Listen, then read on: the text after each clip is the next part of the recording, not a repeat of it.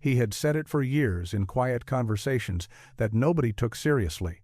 "I always knew one day it would come out," he once told a friend named Ed, who just shook his head and replied, "Man, that'll never happen." But the man insisted, repeating the same phrase over and over. One day it's going to happen.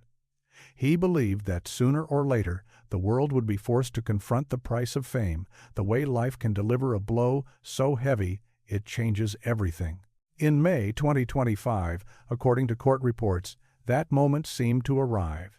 During the federal trial of Sean Diddy Combs, a female witness took the stand and described nights-long parties where artists were tightly controlled, coerced into silence, and at times quietly erased if they dared to speak out. Her testimony painted a picture of an industry where power moved in the shadows, and those who resisted it paid with their careers, their sanity, and sometimes their lives.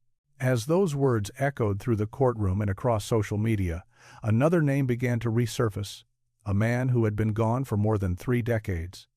David Ruffin, the former lead singer of The Temptations. Because when you look back at his life, it too reads like a chain of events that was never fully explained. Drug-fueled parties, volatile relationships, open defiance of authority, and, finally, a death that felt less like an ending and more like a disappearance. He vanished for days, was suddenly dropped off at a hospital by an unknown man, and was later found with over $40,000 in cash stuffed into his pocket, with no clear record of where it came from. For years, the official line was simple and cold. David Ruffin was just another fallen artist, swallowed up by addiction. But as new testimonies in 2025 described a network of manipulation and exploitation spanning more than 40 years, a disturbing question emerged. Was David caught in the same kind of web? Was he simply a man who buckled under the weight of fame? Or someone who once carried secrets powerful enough to frighten an entire industry? And if that second possibility was even partly true, could his death really be reduced to a simple overdose? In this story, we go back to the unresolved chapters surrounding David Ruffin, a proud, complicated, and deeply wounded symbol of American soul music. What makes his case so hard to look away from is not just his talent, but the way he slipped out of the world. First invisible, then gone, under circumstances so tangled that they still feel unfinished today. On the morning of June 1st, 1991, a middle-aged black man was wheeled into the emergency room at the Hospital of the University of Pennsylvania in Philadelphia. He had no identification. No family member walked beside the stretcher. No friend shouted his name. To the medical staff, he was just another anonymous patient in critical condition. Doctors fought to revive him. Chest compressions, medications, machines. But nothing worked. After a short, desperate struggle, the man was pronounced dead. The preliminary cause, an acute drug overdose. It would take several more hours before anyone knew who he really was. Nurses compared his physical features with old photos, and local police followed up on tips. Only then did the truth land with quiet force. The man who had just died, alone and nameless, was David Ruffin, the legendary former lead vocalist of The Temptations. A man whose voice had once defined an era had left this world like a stranger. What drew immediate attention wasn't just his identity. It was what he had on him. When staff checked his clothing, they discovered a thick bundle of cash buried in the pocket of his coat, more than $40,000 in bills, bound tightly with 2 rubber bands. There was no note, no envelope, no explanation. There was also no wallet, no ID card, no phone book, no notebook, nothing that linked him to an address, a manager, or even a hotel room. All he carried beyond the money was a set of car keys and a nearly empty pack of cigarettes. The man who had dropped him at the hospital never stepped forward. Surveillance footage showed him in a baseball cap and dark sunglasses, standing at the emergency counter for exactly 43 seconds. He did not give a name.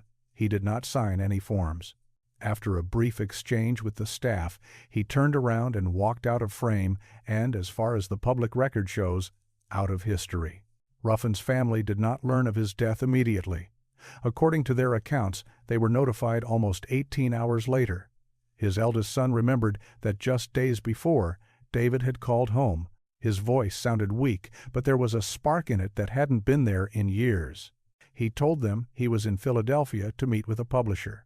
The long-talked-about memoir was finally coming together, he said.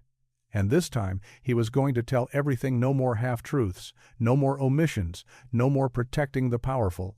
That phone call was filled with a strange kind of hope, the hope of a man who believed he was about to reclaim his own story. It was also the last time his family ever heard his voice. After that, he vanished. According to friends, David had been talking for months about exposing what he claimed to have witnessed during his years around Motown. Artists exploited through contracts they barely understood, lavish private parties attended by influential figures, and abuses of authority that the press was quietly discouraged from touching. He said he was tired of carrying it all in silence. To some close confidants, he revealed that he kept certain things with him at all times: audio recordings, handwritten notes, and letters involving major names in music and beyond. These items, it was said, were his leverage, his proof, the pieces of a puzzle he hoped to assemble in his book. After his death, those items were believed to have simply disappeared. When his family arrived at the hospital, they were stunned to find no personal belongings waiting for them beyond the clothes on his body and the money that had been logged by authorities. No tapes, no notebook, no briefcase, nothing that looked like the life's work of a man writing a tell-all memoir. His medical file reduced everything to a single line: death by drug overdose, no foul play suspected. Officially, the case was closed before it ever truly opened. Yet unresolved details pushed many observers to question that neat conclusion. Why would a man in the middle of writing a book, a man described by those around him as clear-headed and focused, suddenly decide to take drugs in a quantity high enough to kill him? His former girlfriend, who had lived with him through much of the 1,980 seconds, insisted he had been clean for years. Some fellow performers said he had appeared fully sober at rehearsals shortly before his death. In fact, just 1 week earlier, he had performed at a small club in Detroit, singing 3 full songs and receiving loud, genuine applause from the crowd. There was no public sign that he was at the brink of collapse. The unexplained cash only deepened the mystery. This was a man who had once lost nearly everything to addiction, a man who had reportedly needed to borrow money to keep his phone connected. Now, without warning, he was carrying more than $40,000 in cash and had told no one where it came from. Some people claimed it was an advance on future royalties. Others said it might have been a partial payment for the memoir. But no paperwork turned up to confirm either theory. No publishing contract surfaced. No bank deposit slip. Nothing that could prove where that money had originated or why he had chosen to carry it in such a risky way. A journalist who had covered Motown since the 1,970 seconds once wrote that David Ruffin's death felt less like the final note of a song and more like someone reaching up mid-performance and yanking the needle off a record. It wasn't an ending. It was a lingering question mark. In the months and years that followed, theories multiplied. Some people whispered that he had been secretly drugged to keep him quiet. Others believed he had been threatened, warned of what might happen if he went through with the memoir, and that the pressure had driven him to a desperate act. Still others argued that he had never truly escaped the grip of his old addiction, and that his death, painful as it was, had been unavoidable from the start. But whichever version you choose to believe, one detail remains impossible to ignore. David Ruffin did not die like an ordinary man. He left this world without an ID, without a witness willing to claim him, and without the materials he once said would finally allow him to tell his truth. An American soul legend, a voice that had once made millions of hearts ache, with a single note slipped out of existence as if he had never been there at all. From that day forward, no one publicly mentioned the draft of the memoir again. No one reported finding the thick notebook he had guarded so closely. No one identified the man in the baseball cap who rolled him through the hospital doors and disappeared. All that was left was an echo, and a silence cold enough to raise goosebumps. His death might have been wrapped in mystery, but the wound that shaped him started much earlier when David was still a child, forced to sing every single day just to avoid a beating. His death might have been wrapped in unanswered questions, but the real damage started long before that when David was still a boy, singing not for joy, but to avoid the next blow. David Ruffin was born in 1,941 inches, a tiny rural settlement in Mississippi called Why Not, a place where black families lived under the constant weight of poverty, open racism, and the threat of violence. His mother died when he was just 2 years old. His father, Eli Ruffin, was a traveling preacher who moved from one small country church to another, Bible in hand, voice booming from the pulpit. But whatever compassion he brought to the congregations, it did not follow him home. To his children, he was not a gentle minister, but a strict ruler. With David, he was especially severe. He often said his son's singing voice was a gift from God, something sacred that had to be used properly, and that meant on Eli's terms. By the time David was 7, singing was no longer a choice. It was an order. Every Saturday night, while other children played outside or fell asleep early, David sat under a dim light, forced to memorize hymns word for word. On Sunday mornings, he was placed in front of the congregation, a small boy in 2 big church clothes, singing each line with flawless pitch because he knew what waited if he stumbled.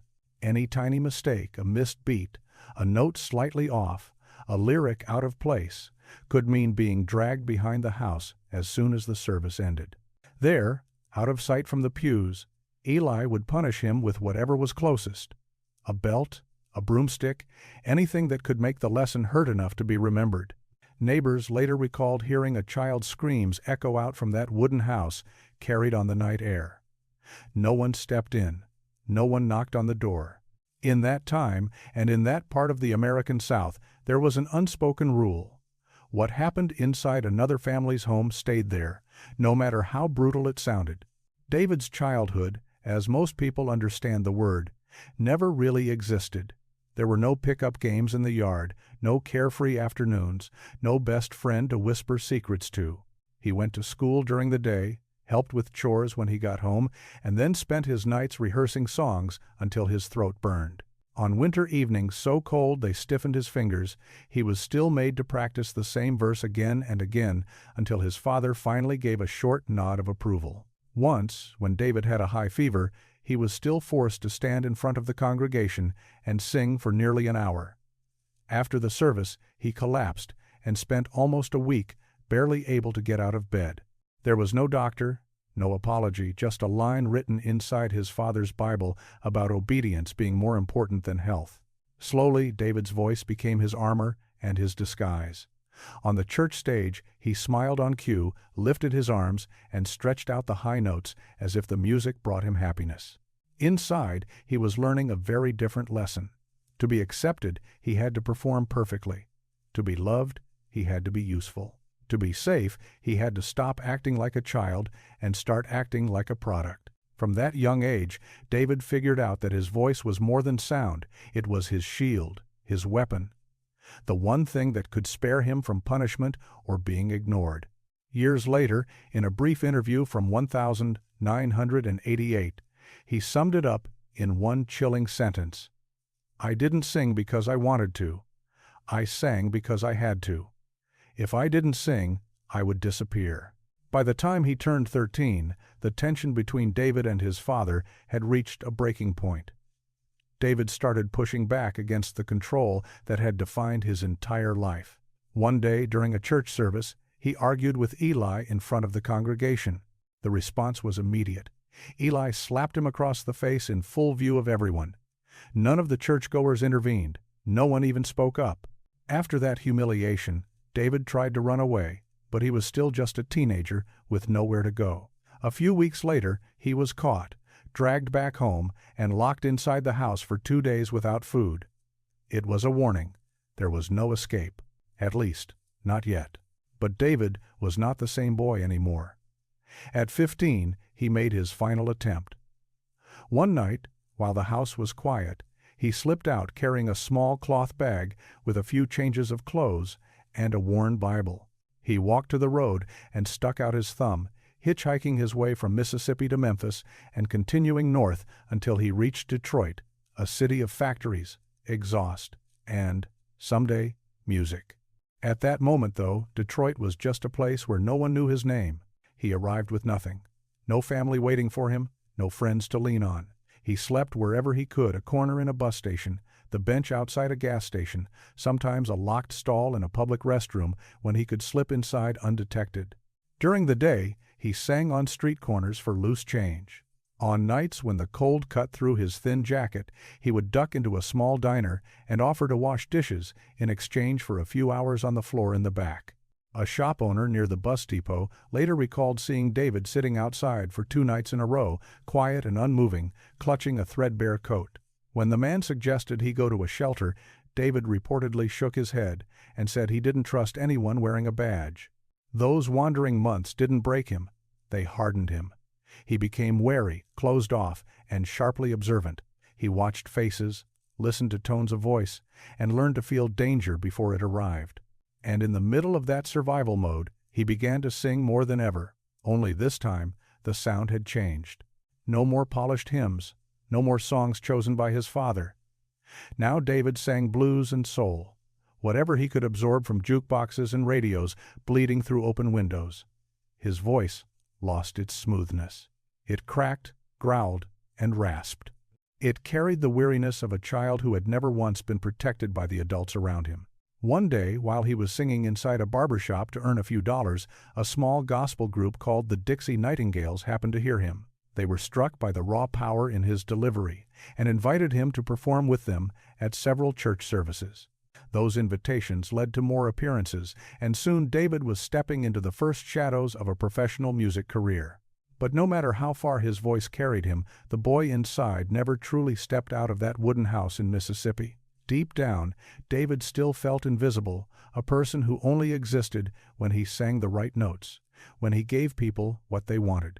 That feeling, that hollow space, never fully healed. It may be why, when fame finally found him years later, David clung to control with both hands. After a lifetime of being told what to sing and how to sing it, he decided he would be the one setting the rules. He wanted to control the stage, the band, the room, everything. The tragedy was that he used the same tool his father had once used on him. He wielded his voice not just to move people, but to bend them, to demand, to dominate. The cycle of pain repeated itself, this time with David on the other side of it. The fire in his singing, the intensity that audiences would one day describe as passion, came from somewhere far darker. For years, the sound that shook concert halls and climbed the charts wasn't fueled by pure love of music. It was powered by an old wound, a wound that had never been treated, never been named, only forced to keep performing. If David's childhood was where the cracks in his soul first appeared, then his years with the Temptations were where those cracks split open in a blaze of light that the whole world could see. By 1964, Motown was at the peak of its power. The label had become a factory of hits, and the Temptations were one of its most valuable weapons: sharp suits, precise choreography, and polished harmonies.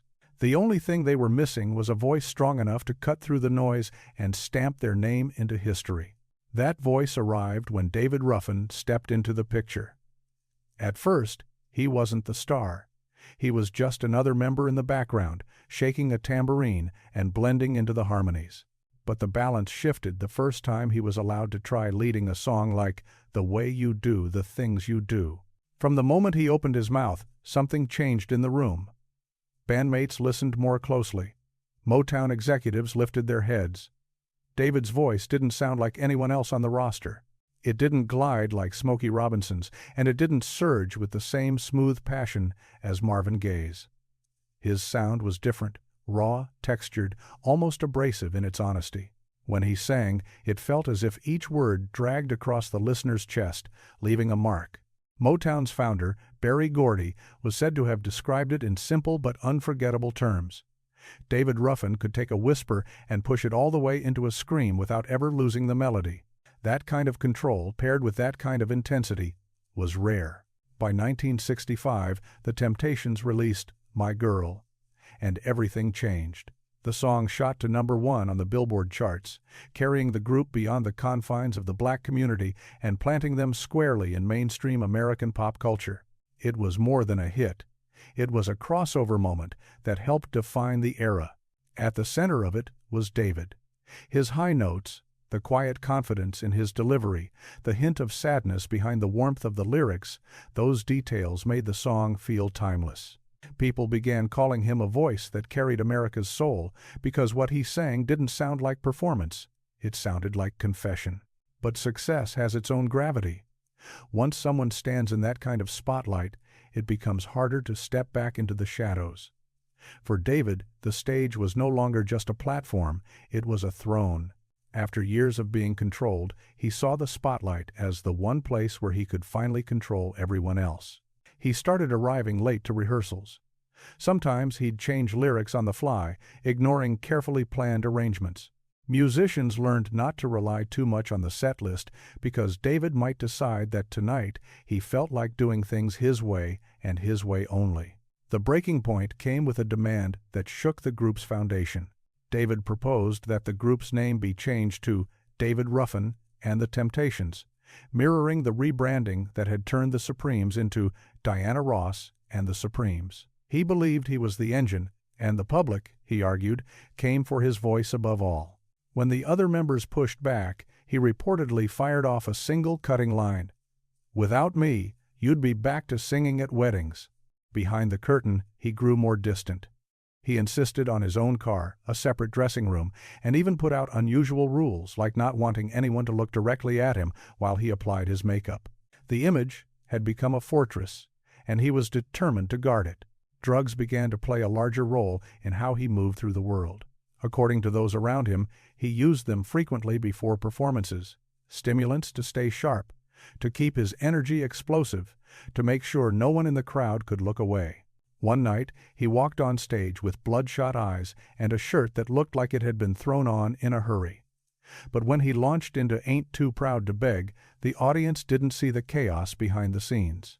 They only felt the force of his voice. People stood, shouted, clapped.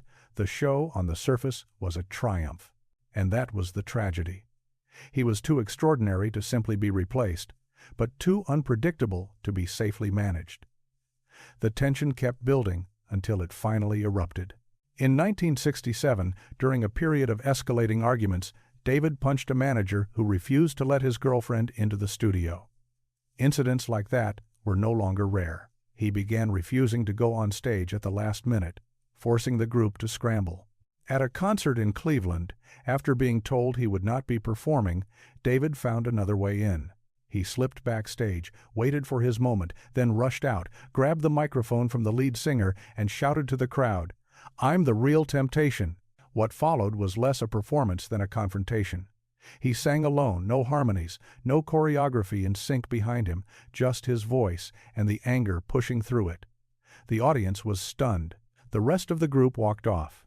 The show's contract was canceled. That night marked a line that could not be crossed again. By June 1968, the decision was official.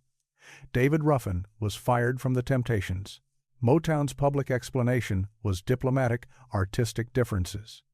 But everyone close to the situation knew the truth ran deeper. He hadn't been removed because he lacked talent.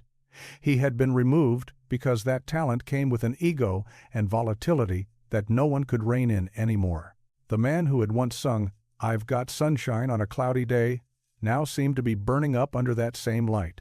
After leaving the group, David tried to rebuild himself as a solo artist. His first album contained tracks that critics praised, and there were flashes of the old brilliance. But the shadow of the Temptations was massive. Audiences still associated his voice with the group that had turned him into a star, and breaking free from that image proved much harder than he expected. He didn't walk away from the Temptations as a man reborn. He walked away as someone unsure of what was real, his fame, his friendships, even his own sense of worth. With his role gone and the group moving on without him, David found himself drifting into a different kind of isolation, one that felt less like being shut out and more like locking himself in. What followed would drag him deeper into a world of volatile relationships, drugs, and violence, the same patterns that had once been used against him, now replayed by his own hands. Long before he was pushed out of the Temptations, the patterns that would one day consume David had already begun to show themselves in his private life. Behind the scenes, the same intensity that made him magnetic on stage turned volatile and frightening at home. Before his departure from the group, David was widely known to be in a relationship with singer Tammy Terrell, the woman whose duets with Marvin Gaye songs like Ain't No Mountain High Enough and Your Precious Love had made her a rising star. To the public, they looked like a perfect pair, young, talented, glamorous, sharing stages and spotlights. But according to people close to them, the reality did not match the photographs.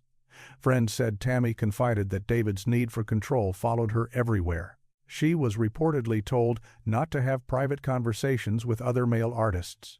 She was expected to report where she was and who she was with. In interviews, she was warned not to touch certain topics, especially anything related to David's past. Some who knew them claimed that his jealousy could ignite without warning. One incident, repeated over the years in whispers and second-hand accounts, involved a motorcycle helmet. It was said that during a heated argument in late 1967, when Tammy refused to leave a recording session to go with him, David hurled a helmet in her direction. The blow, according to these accounts, struck her head. No one can say with certainty how much that moment affected what came next. But on October 14, 1967, while performing on stage with Marvin Gaye, Tammy collapsed into his arms. She was later diagnosed with a brain tumor. On March 16, 1970, at just 24 years old, she died. Doctors never publicly confirmed any direct link between the injury described in those stories and the tumor that claimed her life.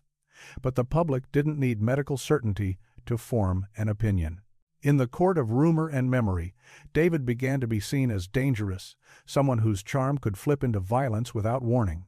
After Tammy's death, those close to David said he seemed to sink further into himself. Whatever guilt, grief, or confusion he carried, he rarely put into words. Instead, he drifted deeper into a world where his only steady companions were substances and the people who came and went with them.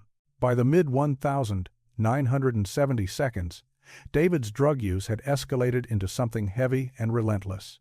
His performances became more sporadic. Tours and recording sessions that should have been chances at redemption instead turned into missed opportunities.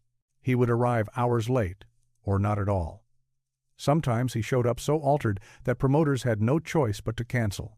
In May 1976, he signed a contract to perform at a small club in Chicago. On paper, it was a modest gig, a chance to reconnect with audiences and maybe prove he could still carry a show. But when the night came, witnesses said he never made it inside. He reportedly sat in his car outside the venue, smoking steadily, eyes fixed on nothing. As showtime approached, the club owner knocked on the window again and again. There was no response. David had fallen asleep or passed out, unreachable. The crowd inside, people who had come hoping to see the legendary voice from My Girl, left with refunds instead of memories. After that night, his name began to shift in the industry. It was no longer just associated with genius. It became a warning. Club owners hesitated, promoters backed away. People who once would have fought to book him now quietly avoided his calls. Friends who had shared the early Motown years with him also began to pull back, not, they said, because they hated him, but because they no longer knew how to reach the version of David they remembered. They watched him lash out over minor slights and vanish for days without explanation. One former friend recalled an incident from 1981 that captured the change in him. David had asked to borrow a car and was turned down. In response, he smashed the person's window and walked away without a word. The friend later said, David wasn't evil, but at that time, he wasn't David anymore.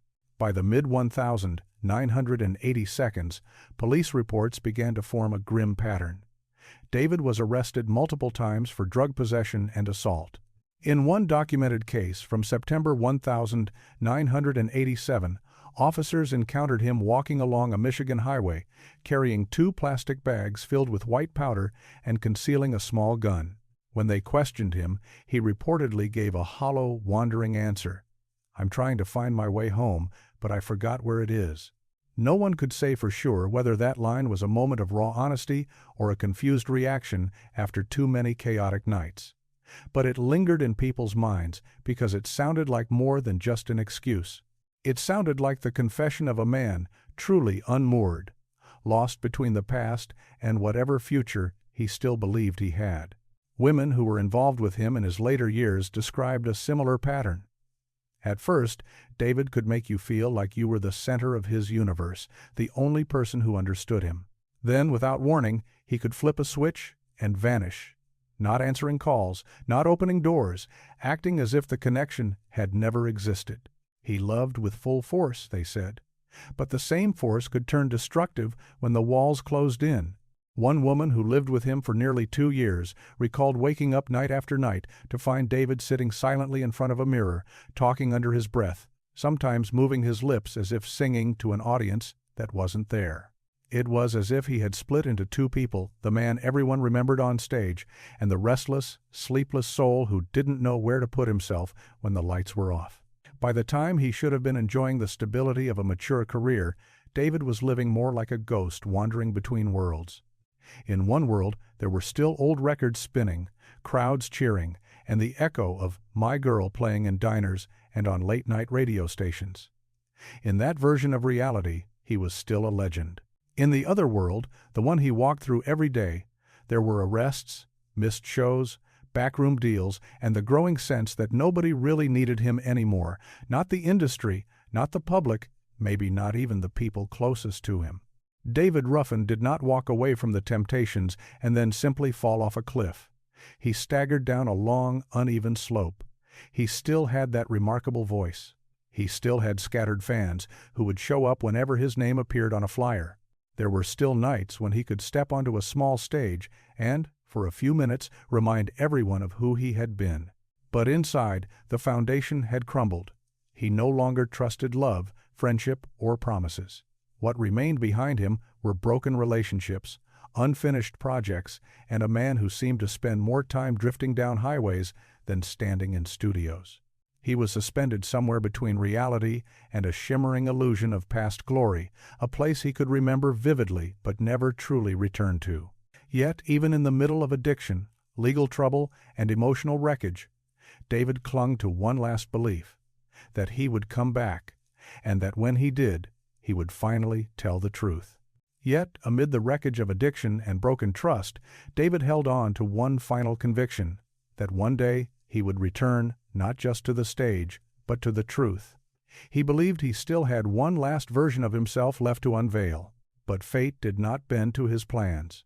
In May 1991, only weeks before he died, David made an unexpected phone call to his younger brother. On the other end of the line, his voice was steadier than it had been in years. There was no slur, no drifting thoughts, just a hard edge of determination.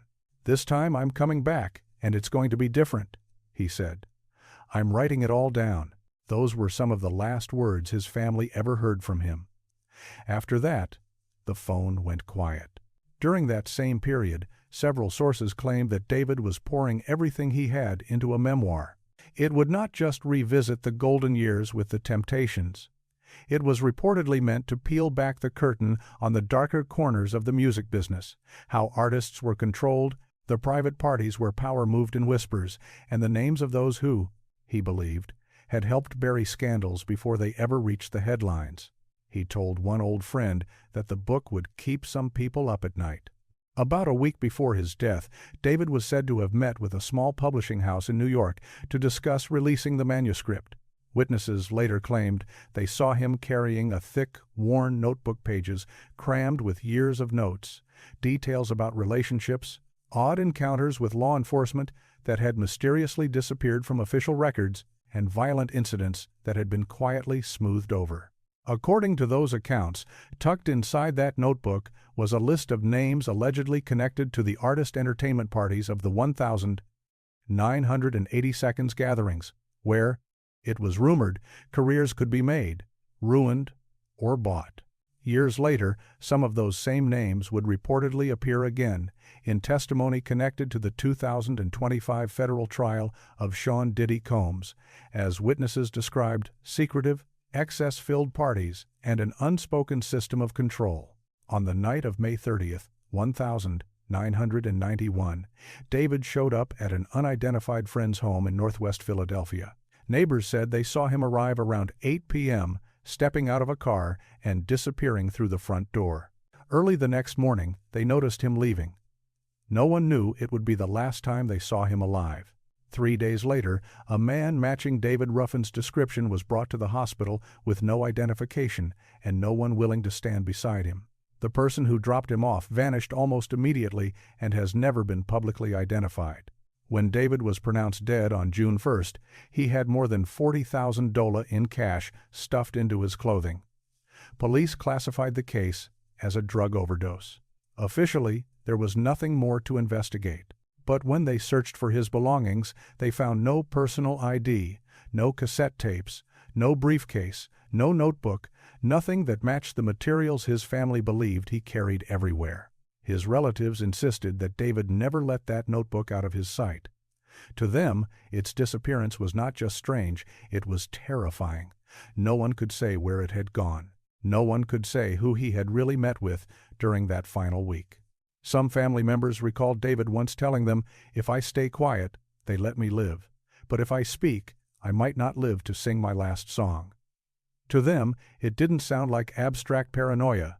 It sounded like a message from someone who understood exactly what it meant to challenge a system that had elevated him and then discarded him when he stopped playing by its rules. To this day, no one has produced the missing notebook. No one has stepped forward as the last friend who saw him in those final days. But the names and spaces that once surrounded David have begun to echo again in other people's stories. He was not the only artist with connections to the power circuits of the 1970 seconds and 1980 seconds music world. David had once shared stages with Rick James, toured alongside Prince, and attended gatherings where artists were treated like glittering royalty in public, but, according to some, controlled like property behind closed doors. Years later, as reports about Diddy and other powerful figures surfaced alongside allegations of secretive, hedonistic parties, observers began looking backward. In old interviews, half-finished sentences, and quiet comments, they thought they could hear faint reflections of what David had tried to hint at, things he never fully said on camera, things he might have been saving for that one final book. Those who loved him say he tried more than once to reveal the whole story, but almost every time someone found a way to steer him away from it. "You should focus on your own career, not other people's business," one producer allegedly told him. It was advice that sounded protective on the surface, but also served as a warning. Some doors were not meant to be opened. David, however, was never built for permanent silence. That is why, when he died so suddenly,